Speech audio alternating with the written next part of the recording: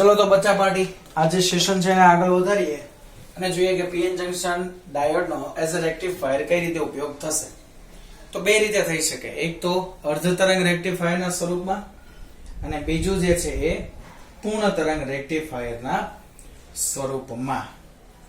ચલો કઈ રીતે હશે અર્ધ તરંગ માટે અને કઈ રીતે બનશે પૂર્ણ તરંગ માટે એની જે છે એ ચર્ચા કરીએ। चलो तो पहला पार्ट ની અંદર આપણે અત્યારે ચર્ચા કરવાના છીએ અર્ધ તરંગ કે જેમાં આપણે જોઈશું કે ભાઈ ચલો પહેલા તો એનો વિદ્યુત પરિપથ જે છે ને એ બનાવી દઈએ। ચલો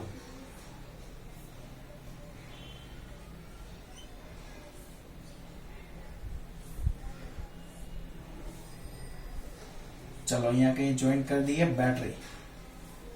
ओके चलो सॉरी बैटरी नहीं, यस रेक्टिफायर तरीके उपयोग करिए છીએ। तो અહીંયા આપણો જે સોર્સ આવશે તે કયો આવશે? એસી કરંટ સોર્સ આવશે ને। એસી કરંટ સોર્સ જે છે એને આ રીતે દર્શાવાશે। ઓકે ચલો તો હવે જે છે એ એક બાજુ જોડી દઈએ પીએન જંકશન ડાયોડ। ચલો તો અહીંયા જે છે એ ધારો કે આપણે જોડી દઈએ છીએ પીએન જંકશન ડાયોડ। ક્લિયર છે? चलो वच्चे जे छे ए अहींया कई जोड़ी दઈએ છીએ समांतરમાં એક અવરોધ કે જે આ બંને જે કોમ્બિનેશન્સ છે આપડા। ઓકે જે ટ્રાન્ઝિસ્ટર જેવો ભાગ તમને સોરી ટ્રાન્ઝિસ્ટર નહીં યસ જેવો ભાગ ટ્રાન્ઝિસ્ટર ટ્રાન્સફોર્મર સોરી ટ્રાન્ઝિસ્ટર નહીં ટ્રાન્સફોર્મર યસ ટ્રાન્સફોર્મર જેવો ભાગ જે દેખાય છે એમાં તમે જોઈ શકો છો। ઓકે ચલો તો જે આને જે છે એ શું કહેવાશે? એનોડ અને શું કહેવાશે? કેથોડ। ओके चलो હવે વોલ્ટેજ સોર્સ જે પણ છે ને તે લખી દઈએ। આ શું છે? એસી ઇનપુટ છે, વોલ્ટેજ સોર્સ V હશે। એસી ઇનપુટ વોલ્ટેજ સોર્સ કેટલો? V અને એ પણ કેટલો હોય? તો કે V જે છે એ આપણે ઇન્ડિયન માટે વાત કરીએ તો ઇન્ડિયા માટે 220 વોલ્ટ છે અને એની ફ્રીક્વન્સી જે છે એ છે 50 હર્ટ્ઝ। ઓકે અને અધર કન્ટ્રી માટે આ જે વેલ્યુ છે એ મોટા ભાગના બીજા કન્ટ્રીઓ માટે છે 110 વોલ્ટેજ અને 60 હર્ટ્ઝ એની ફ્રીક્વન્સી। ચાલો હવે જે પણ વસ્તુ આવતી જશે ને એ પ્રમાણે એ વસ્તુ જે છે એને આપણે લખતા જઈશું। તો તમને અહીંયા મેં એક આકૃતિ જસ્ટ ડ્રો કરીને આપેલી છે। અહીંયા એસી વોલ્ટેજ ઇનપુટ છે તો અહીંયાથી જે છે એ બહાર આવશે ડીસી આઉટપુટ। અહીંયા શું આવશે? ડીસી આઉટપુટ આવશે। અહીંયા એસી ઇનપુટ થાય છે અને બહાર આવશે ત્યારે ડીસી થઈને બહાર આવશે। એમ કે રેક્ટિફાયર કરે છે ને, શું કરે છે? રેક્ટિફાઈ કરે છે કોને? આ જે આપણો પ્રવાહ હોય છે એને। ચલો તો અહીંયા જે છે એ મૂકેલો છે અહીંયા મેં ટ્રાન્સફોર્મર। ઓકે શું મૂકેલું છે? ટ્રાન્સફોર્મર જે છે એ મૂકેલું છે। તો ટ્રાન્સફોર્મર જે છે એની આપણી પાસે બે સર્કિટો હોય। ઓકે એમાંથી જે સર્કિટ એસી મેઇન સાથે જોઈન્ટ કરેલી હોય એને પ્રાઇમરી સર્કિટ કહેવાય અને બીજી જે સર્કિટ હોય કે જેને આપણે અમુક આપણી જે સંરચનાઓ છે એની સાથે જોઈન્ટ કરેલી હોય એને કઈ સર્કિટ કહેવાય? Secondary circuit. તો આપણી પાસે અહીંયા બે સર્કિટ બે ગૂંચળાઓ છે, સોરી સર્કિટ તો નહીં બે ગૂંચળાઓ છે।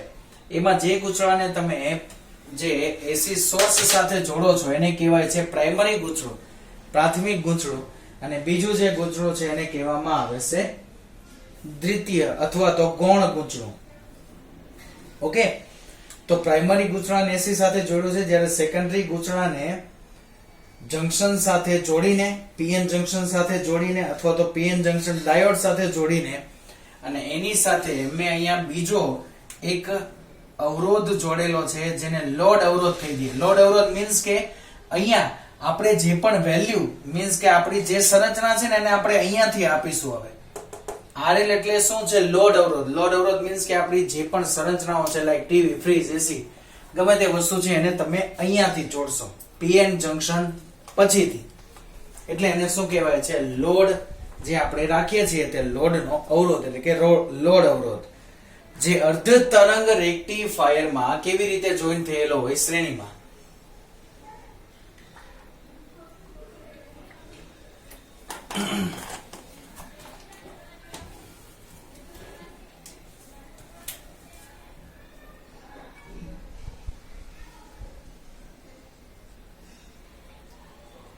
અર્ધ તરંગ રેક્ટિફાયરની અંદર લોડ અવરોધ અને ડાયોડ એ બંને પરસ્પર એકબીજા સાથે કેવા જોડાણની અંદર હશે? શ્રેણી જોડાણ.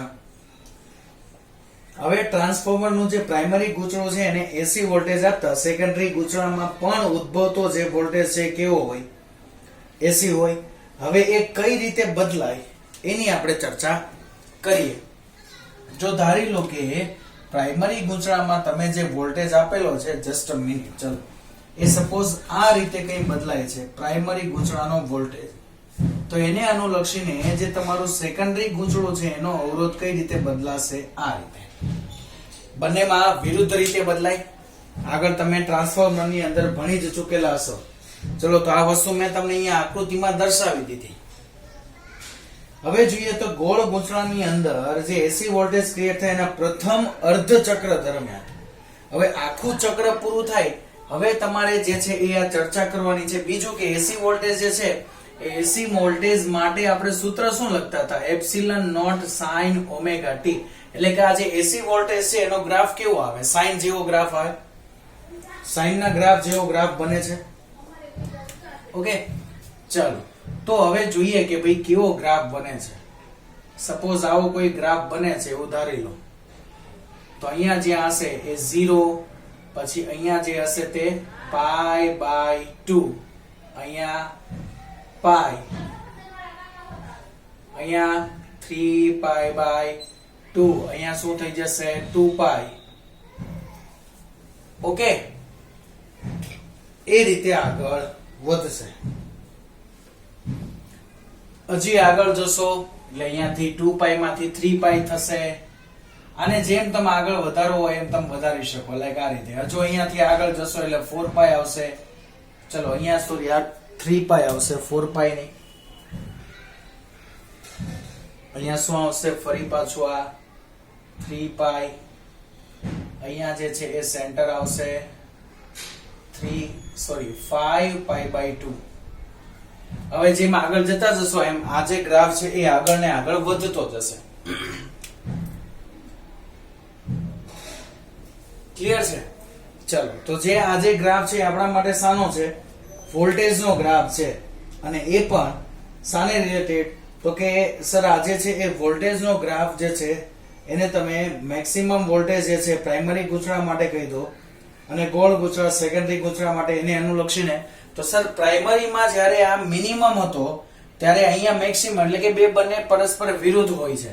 એટલે કે મેક્સિમમ તમને અહીંયા કઈ મળશે ને અહીંયા ક્યાં આપણને મિનિમમ વોલ્ટેજ મળશે. તો અહીંયા શું હશે? તો સર આ તો ઓમેગા ટી છે, આ તો એંગલ છે. ઓકે, 7મું ચેપ્ટર તમારું એસી પ્રવાહની અંદર તમે ભણી જ ગયા છો એટલે આને હું ડીપમાં લઈ જવાનો નથી તમને. તો પહેલું જે અર્ધ ચક્ર છે એટલે કે ક્યાંથી ક્યાં સુધીનું ચક્ર, આ જે છે એ પ્રથમ અર્ધ ચક્ર થઈ ગયું. અહીંયાથી અહીંયા સુધીનું પ્રથમ અર્ધ ચક્ર. તો પ્રથમ અર્ધ ચક્ર છે એટલે કે 0 થી પાઈ વચ્ચેના ભાગમાં ગોળ ગૂંચળાનો જે S1 છેડો છે, કયો છેડો? S1, તે S2 ની સાપેક્ષે કેવો હશે? ધન. આ જે છેડો છે એ અહીંયા ચલો કહી દઈએ આને S1 છેડો કહી દઈએ, આને કહી દઈએ S2 છેડો. અને જે આ પહેલા ગૂંચળાની સાપેક્ષમાં અત્યારે જે છે એ S1 ની સાપેક્ષમાં આ ધન હશે, તો આ કેવો હશે? ઋણ. ક્યારે? પ્રથમ અર્ધ ચક્ર દરમિયાન. ઓકે, તો હવે અહીંયા જુઓ તો વિદ્યુત પ્રવાહ ડાયોડ ની અંદર જે દાખલ થાય છે, સર આ બાજુનો ભાગ તો P હતો અને આ બાજુનો N, તો P ધન છેડો છે એની સાથે જોડાયેલો છે. તો પ્રથમ અર્ધ ચક્ર દરમિયાન આપણો જે આ PN જંક્શન ડાયોડ છે એ કઈ પરિસ્થિતિમાં હોય? ફોરવર્ડ બાયસમાં હોય. કેવી અવસ્થામાં હોય? ફોરવર્ડ બાયસ અવસ્થા જે છે એની અંદર હોય છે. એટલે કે એમાં જે વિદ્યુત પ્રવાહ જે છે એનું વહન P થી N તરફ થશે. ઓકે, અને રેવાજિક વિદ્યુત પ્રવાહ જે છે એ ટ્રાન્સફોર્મરના ગૌણ ગૂંચળામાંથી ડાયોડમાં થઈને ક્યાં જશે? અવરોધ R માં જશે. ઓકે, ચલો, તો આ જે લોડ છે એમાંથી વહેતો વિદ્યુત પ્રવાહ છે એને કહી દઈએ ધારો કે IL, તો એ આ રીતે વહન પામશે. ઓકે, જે તમે અહીંયા ઈઝીલી દીકરાઓ જોઈ શકો છો. ચાલો, તો S2 માં પ્રવાહ જે છે એ સર બેટરી દ્વારા મળતો જે પ્રવાહ છે S2 માં દાખલ થશે. બેટરી દ્વારા મળતો જે પ્રવાહ જે છે એ S2 માં શું થશે? દાખલ. મેં અહીંયા બંને પ્રવાહ એક જ ડાયરેક્શનમાં દર્શાવી દીધેલા છે. સોરી બાય મિસ્ટેક બચા પાટી. તો S2 માં એ અંદર જશે સર, S1 માંથી બહાર આવે છે. ઓકે, તો S1 અને S2 ની સાપેક્ષમાં વાત કરીએ તો S1 જે છે એ ધન બન્યો અને S2 જે છે એ ઋણ. હવે આ સ્થિતિમાં વિદ્યુત પ્રવાહ લોડમાં કઈ બાજુ વહે? તો ઉપરથી નીચે તરફ. ઉપરથી નીચે બોલવું ને એની જગ્યા પર એક કામ કરીએ, આ બિંદુઓને નામ આપી દઈએ. અહીંયા કઈ કહી દઈએ A બિંદુ અને અહીંયા કઈ કહી દઈએ B બિંદુ. તો ફોરવર્ડ બાયસ ની અંદર, લોડ ની અંદર પ્રવાહ જે છે એ ક્યાં હશે? A થી B તરફ. શાની વાત કરીએ છીએ આપણે? વિદ્યુત પ્રવાહ I ની વાત. તો વિદ્યુત પ્રવાહ I RL ની અંદરથી A થી B તરફની દિશામાં વહેશે. કેવી દિશામાં? A થી B તરફની દિશામાં. હવે અનુક્રમે આવતું જે બીજું અર્ધચક્ર છે,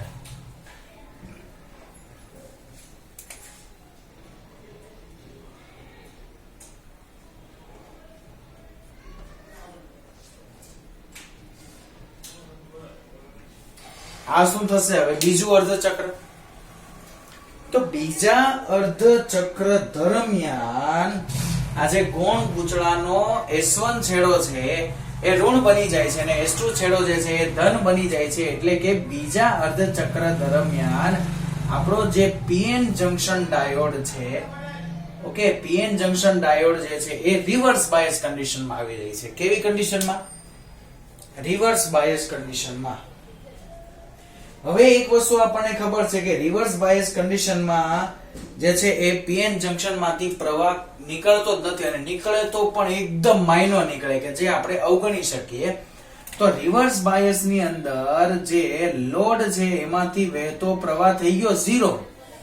હે સર? તો આ પરિસ્થિતિમાં આપણું જે તંત્ર છે ચાલુ થાય, અહીંયા બંધ થઈ જાય, અહીંયા પાછું જે છે ચાલુ થાય, તો બીજામાં એની પછીના અર્ધચક્રમાં ફરી પાછું બંધ થઈ જાય. આ તો એવી પરિસ્થિતિઓ થઈ જાય. ઓકે, તો વિદ્યુત પ્રવાહ જે મળે છે એ આવો કઈ મળે છે ને, જે આપણે આજે છે એ ધારી લો કે આપણે ગ્રાફ દોરેલો હતો, ઇનપુટ નો દોરેલો હતો, તો એને રિલેટેડ જો હવે આપણે આઉટપુટ નો ગ્રાફ દોરીએ તો આઉટપુટ નો ગ્રાફ આપણને કેવો મળે? તો આઉટપુટ નો ગ્રાફ તો સર આપણને આવો જ કંઈક મળે. ચલો હવે અહીંયાથી આ લીટા પાડીને નીચે ઉતારવાનો હોય પણ એ જગ્યા નથી એટલે હું નથી દર્શાવતો. આ પહેલું અર્ધચક્ર, ઓકે, આ ત્રીજું અર્ધચક્ર. તો પહેલું અર્ધચક્ર જે છે એ 0 થી પાઈ માટે મળે છે.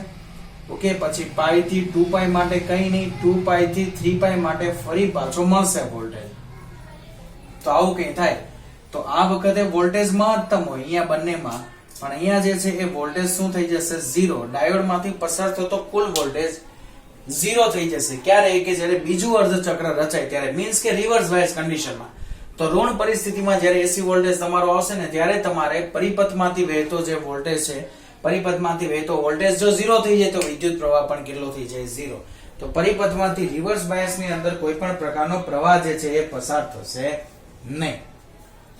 આમ પ્રથમ બે અર્ધચક્ર દરમિયાન બનતી ઘટના જે છે એ અનુક્રમે આવતા અર્ધચક્રો દરમિયાન પુનરાવર્તન પામ્યા કરે છે. હવે આપણે સમજી ગયા હશું કે ભાઈ RL માંથી અંતરે આવતા અર્ધચક્ર દરમિયાન જ માત્ર એક જ દિશામાં પ્રવાહ વહે છે, DC કરંટ. DC વોલ્ટેજ આવી ગયો. હવે આ સામા આઉટપુટ જે છે એ સામા આવી ગયું DC માં. કેમ? જોઈ લો, એક જ દિશામાં આવે છે. નીચે આવ્યો વોલ્ટેજ નહીં, નીચેની ડાયરેક્શનમાં કોઈ વોલ્ટેજ નથી, એટલે કરંટ જે છે અથવા તો વોલ્ટેજ જે છે એ એક દિશીય વોલ્ટેજ થઈ ગયો. એટલે તમારો વિદ્યુત પ્રવાહ જે અહીંયાથી પસાર થાય એ પણ કેવો થાય? એક દિશીય વિદ્યુત પ્રવાહ જ પસાર થાય. એટલે કે એક જ દિશામાં આગળ વિદ્યુત પ્રવાહ વહેશે. ઓકે, હવે આ જે યોજનાની આપણે વાત કરીએ તો આ યોજનામાં ઇનપુટ વોલ્ટેજના અર્ધચક્ર દરમિયાન જ આઉટપુટ DC વોલ્ટેજ મળે છે, જેથી આપણે આને અર્ધ તરંગ રેક્ટિફાયર કીધું. કેવું તરંગ? અર્ધ તરંગ રેક્ટિફાયર. ઓકે, તો આઈ હોપ તમને અર્ધ તરંગ રેક્ટિફાયરમાં ખ્યાલ આવી ચૂકેલો હશે. હવે જે છે એ બીજી પરિસ્થિતિ જે છે એ જોઈએ કે જે છે પૂર્ણ તરંગ રેક્ટિફાયર. ઓકે, શું છે પૂર્ણ તરંગ રેક્ટિફાયર? અને કઈ રીતે પૂર્ણ તરંગ રેક્ટિફાયર કામ કરશે એની વાત નેક્સ્ટ પાર્ટમાં કરીએ.